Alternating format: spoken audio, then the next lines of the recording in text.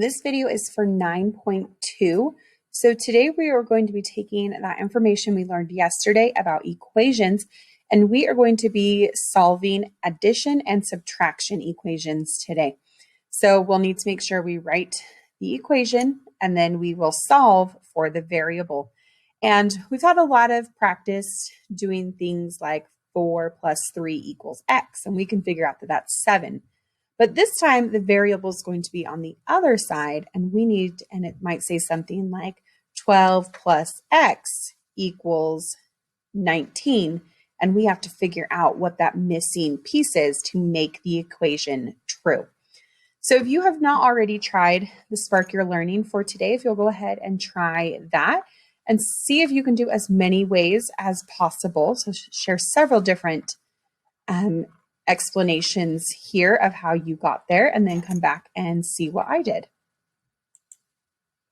So I know that we have 4 different jugs, so 1.2, 1.3, 2.3, and 2.6.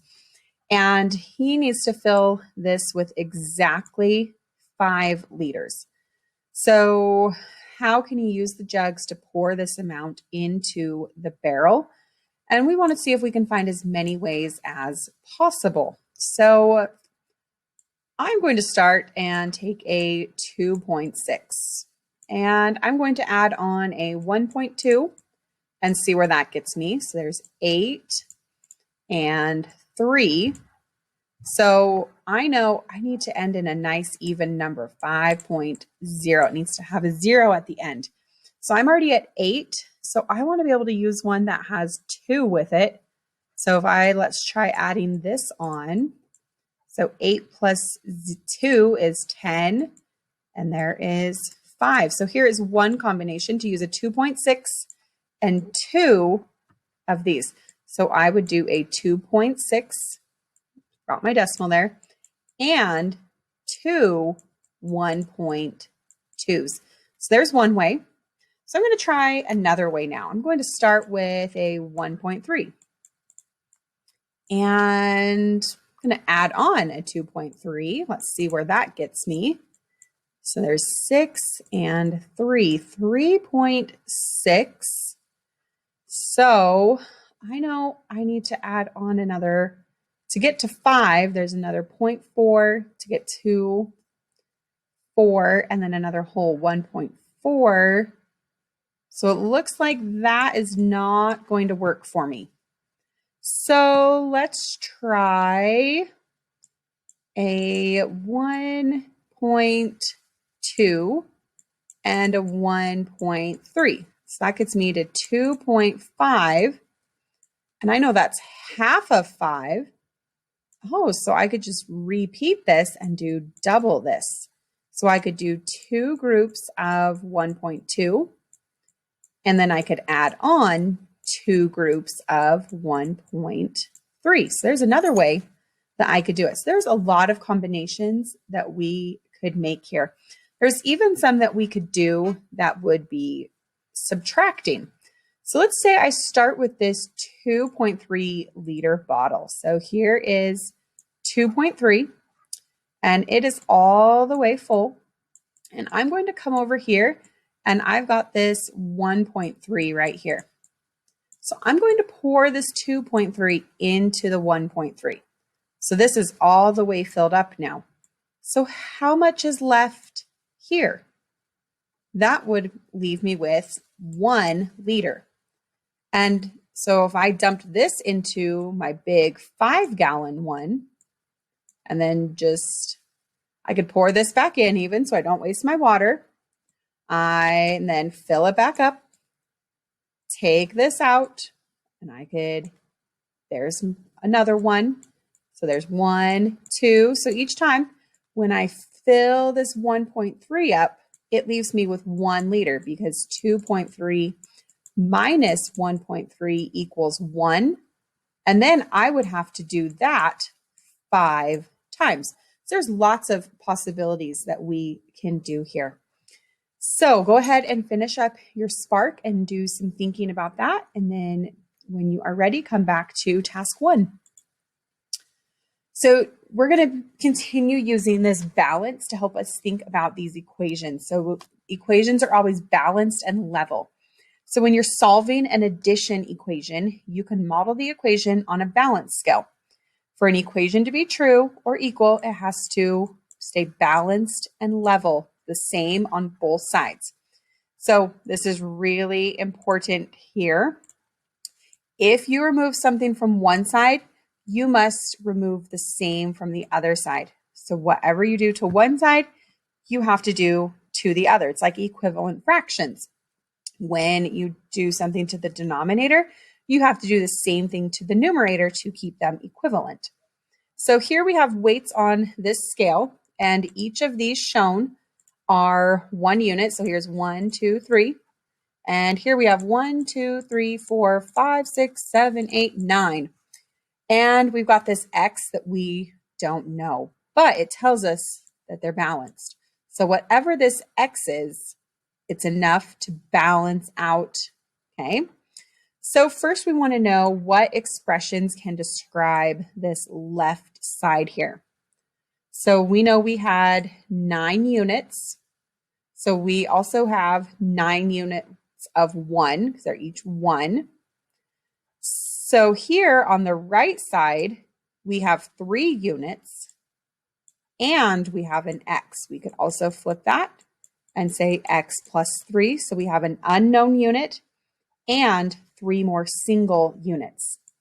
So now we want to write that equation. So our left side was 9, and we know that that's going to equal our right side, which is X plus 3.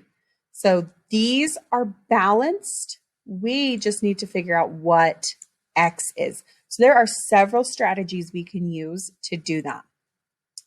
So first, let's look here, and we are going to drag and remove some weights to find X. We want to leave X on the scale, but we want to keep it balanced. So if we come back to that important information, so if you remember, if you remove something from one side, you do the same to the other. So we want to get X alone. So I'm going to take off this one, but that means I have to do that to the other side. So it stays balanced. If I take off this one, I have to take off another one here. And it doesn't matter which one of these I take off, because all of these are the same. So I take off my last block over here, take off a block over here. So I took off 3 from this side, 3 from this side. We took the same off. So we're only left with X, and this is still balanced. So this right here tells us what X is. 1, 2, 3, 4, 5, 6. So we can think of it that way, as we're pulling it off one side, and you have to do that to another. Now, this is great when we are using little numbers like 9 and 3. But if we have a number 4,000, I do not want to draw 4,000 blocks over here, and we had 2,000 over here. I don't want to draw 2,000 over here. So this is nice to help us think. We have to keep it balanced. We have to do the same thing to both sides. But we can also do this mathematically. So here we have our equation, and we want to get X alone, just like on the balance, we wanted X alone. So we want to cancel out these 3's. So right now we have 3, and we want to get rid of them. So we are going to do the opposite, or the reciprocal of 3, which is to minus 3. So 3 minus 3 cancels out to 0. So this is 0 over here. If I have something and add on 0, that doesn't change it at all. So we just have X on this side. But right now our balance is tipped. We've got more on this side than just the X. So we've got to come over to this other side and subtract 3. Since we subtracted 3 on this side, we need to do the same thing and balance this back up. So we're going to minus 3 on this side. 9 minus 3 is 6. So all we're left with is 6 equals X.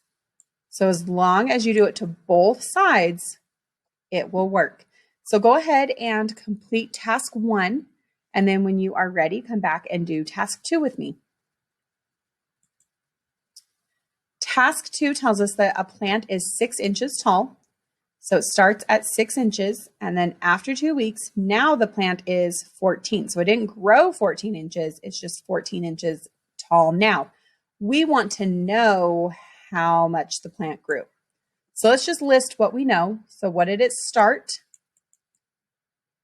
So it started at 6. What did it end at? It ended at 14.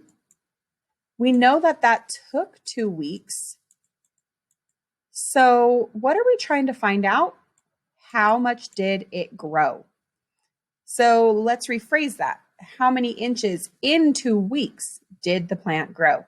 So this 2 weeks is just telling us that that's how long it took to go from here to here.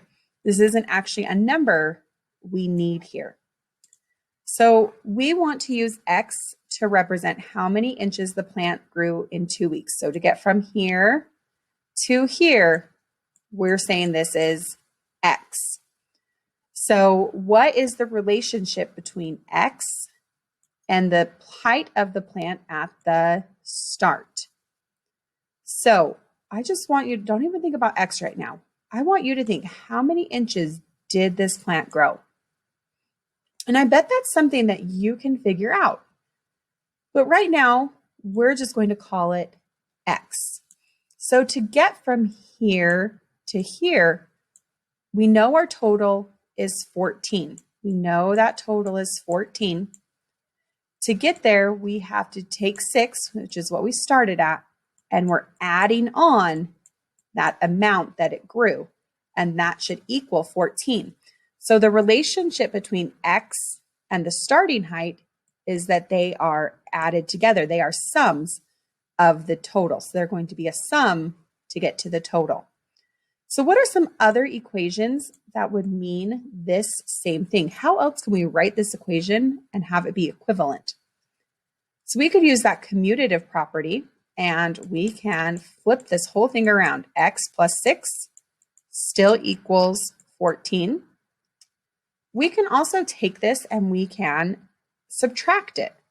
So we can take 14 and we can minus 6, and that's also going to equal X. 6, we have 14, we took away this 6, and that tells us how much is left. So this one we can't, well, we can flip it around and we can say 14 minus X equals 6, and this is how much it grew. This is what it started at. But we cannot do X minus 14 because if you remember, there's no commutative property for subtraction. That only works on addition and multiplication. So those are just a few other ways that mean the same thing. So we can also use algebra tiles to represent this problem. So this is very similar to our balance here. Both of these are equal. So we know the plant started at 6 and then it grew some amount, and now it is, so here's 5, 10, 14. So we know we've got 14 over here and we have 6 and an X over here. We know these are equal.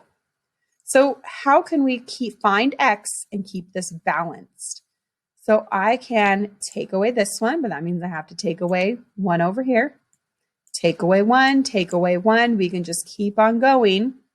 So if I take away 1, 2, 3, 4 over here, I have to take away 1, 2, 3, 4 over here. So that tells me that X is this much. So let's go ahead and see how that will work mathematically. So we know our plant started at 6 and we wanted to add on whatever amount it grew in 2 weeks. And now, why are we putting X here? Is because plants, right? If I have 2 plants and maybe they both, started at 6 weeks or at 6 inches. And then after 2 weeks, maybe, this one grew to 14, but maybe this one only grew to 10. Maybe this one was getting more sunlight and water. And so this is a variable. A plant's not always going to grow the same amount every time. So that's why we're substituting this in. So now we know, so we can go ahead and solve this. We know its ending point. We can see how much it grew. So we want to get X by itself. So right here, I know there's not a positive sign, but this is a positive 6. Remember, when there's no sign, that means it's positive. So I want to cancel these out. So I have on my number line, so here's 0. I have 1, 2, 3, 4, 5, 6. I need to get to 0. So that means I need to take away 0. The opposite of 6 positives is 6 negatives. So that cancels each other out. But now I have to do it to the other side. And I know it's easy to just cross this out, but write it down because it's helping you know I did it to this side, I did it to this side. It's helping us remember we can't just do whatever we want. We have to keep it balanced. So 14 minus 6 is 8. So x equals 8.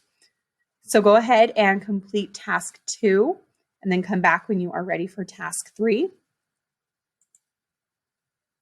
Hey, task 3 says that instead of using the scale or algebra tiles, we can subtract the same amount from both sides of an equation, just like we've been practicing, and the equation will remain equal.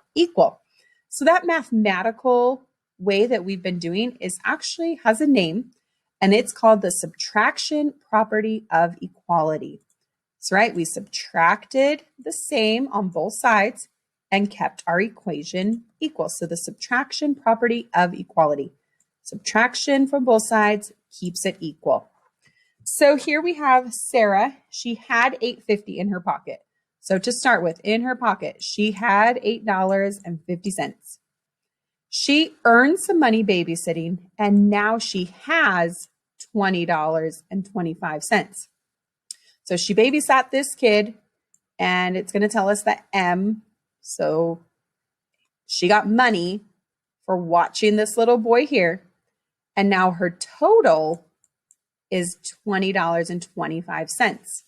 So if M represents the unknown amount, what does it represent in this problem?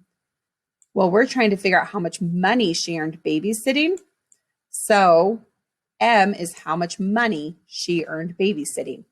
So what equation do you think we can use to solve this? So there's several different ones that would mean the same thing. So I want you to write down, what do you think you would do to figure out how much money she made to get from $8.50 to $20.25?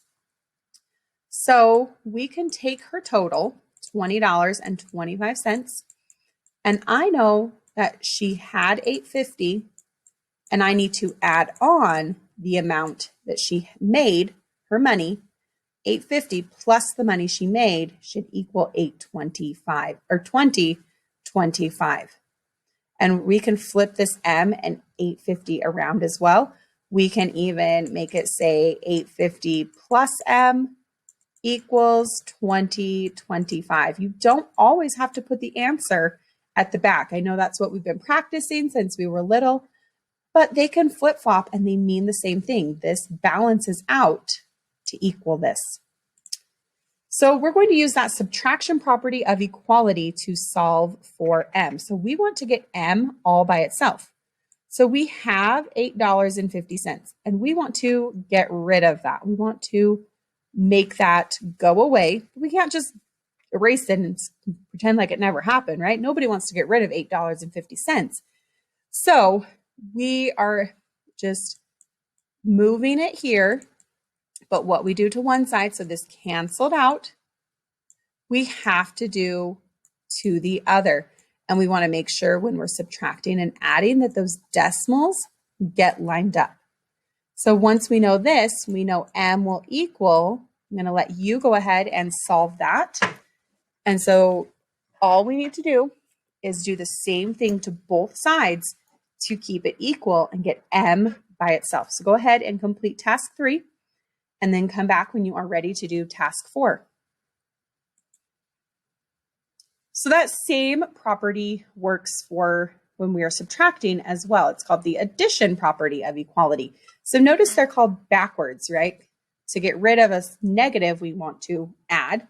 To get rid of a positive, we subtract.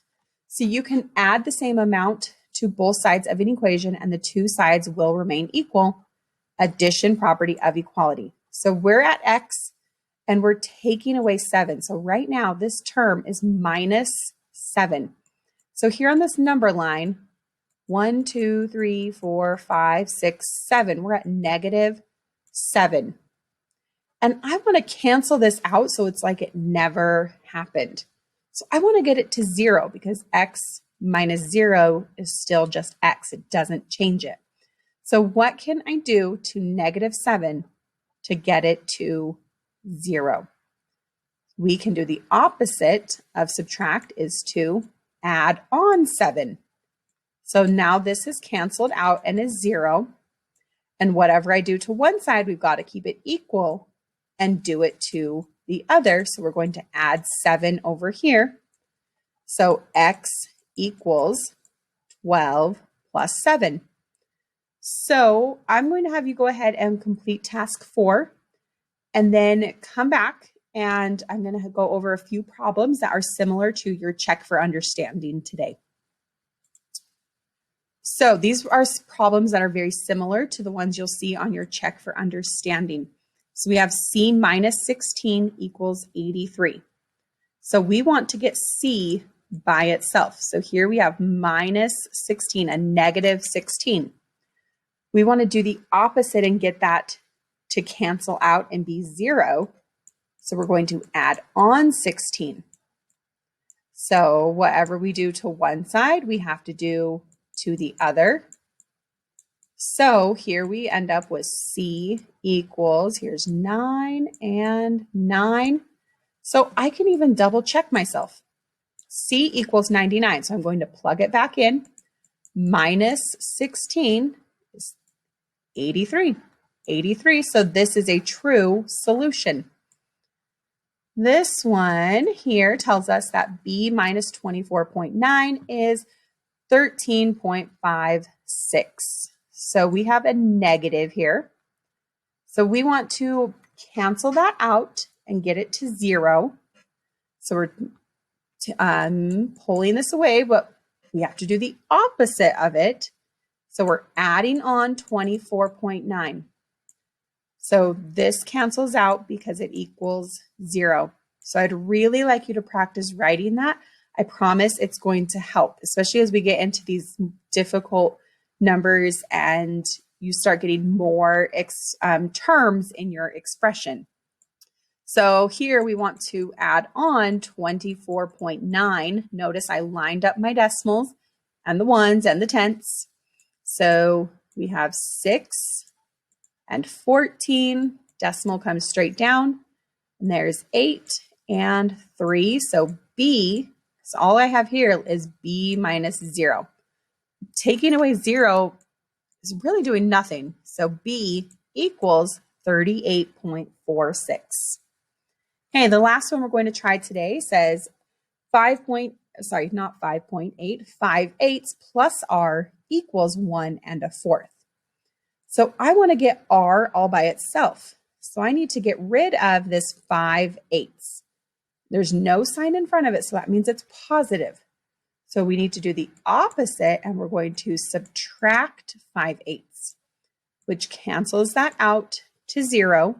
So now it's 0 plus r, and we don't need that.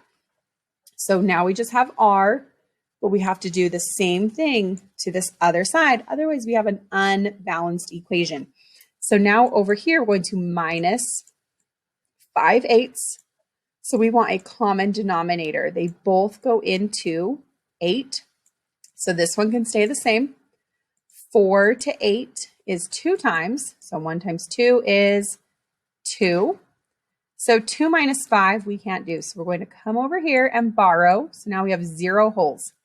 We just borrowed a whole entire thing, and a whole thing has 8 in it. So 2 plus 8 is 10. So we now have 10 eighths. 10 minus 5 is 5, and the denominator stays the same. So this actually means that 5/8 plus 5/8, so let's check that out. 5/8 plus 5/8 is 1 1/4, so 5 plus 5 is 10 over 8. 8 goes in here one whole time with 2 8s left over, and that simplifies to 1/4, so that is a true equation. So go ahead and complete your check for understanding for today.